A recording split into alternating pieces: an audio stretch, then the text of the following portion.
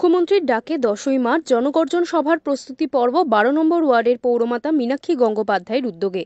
মুখ্যমন্ত্রীর ডাকে 10ই মার্চ জনগর্জন সভা। কলকাতা 12 নম্বর ওয়ার্ডে পৌরমাতা মীনাক্ষী গঙ্গোপাধ্যায়ের উদ্যোগে RG Kar road standard chartered bank সংযোগস্থলে এক জনসভার আয়োজন করা হয়।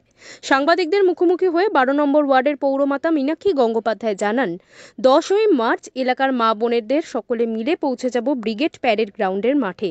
সেখানে উপস্থিত হয়ে মুখ্যমন্ত্রী মমতা বন্দ্যোপাধ্যায় যে নির্দেশিকা দেবেন সেটি মেনে চলব।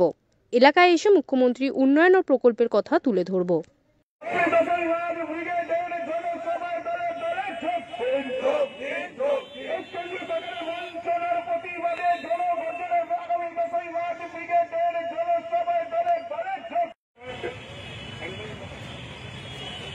দশটার সময় মনিয়ারের সামনে আমরা জমায়েত হব এবং এখান থেকে আমরা সবাই পায়ে পা মিলিয়ে একসাথে আমরা ব্রিগেডের উদ্দেশ্যে রওনা দেব।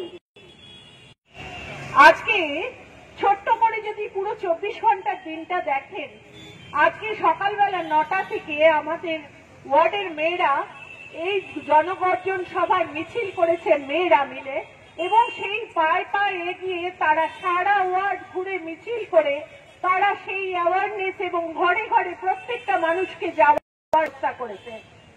পরবর্তীকালে আপনারা ভেবে দেখুন, আজকে আন্তর্জাতিক নারী দিবস, সেখানে দিদির ডাকে আমরা সবাই কলেজ স্ট্রিট থেকে ডরিনা ক্রসিং পায়ে পায়ে হেঁটে গেছি। এখান থেকে সমস্ত গাড়ি করে চলে গেছিলাম আমরা কলেজ স্ট্রিটে, এবং সেখান থেকে পায়ে পায়ে মেয়েরা হেঁটে অতটা রাস্তা, কিন্তু তারপরেও সন্ধ্যেবেলা আমি দেখতে পাচ্ছি আমাদের মেয়েরা সকলে এখানে এসে বসে আছে।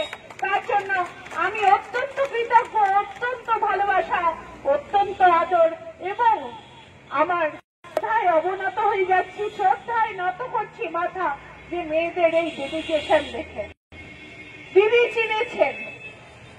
মাঝখানে আমরা 12 নম্বরের কর্মসূচি এই যে আজকে শেষ হলো, কালকে শিবরাত্রি, তাতেও দেখতে পাচ্ছেন এত মেয়েরা সমস্ত, তারা কালকে বাড়িতে পুজো আছে, তারা গিয়ে রেডি হবে, কিন্তু তার আগে এত বড় একটা জনসভা তারা সবাই পার্টিসিপেট করেছিলেন।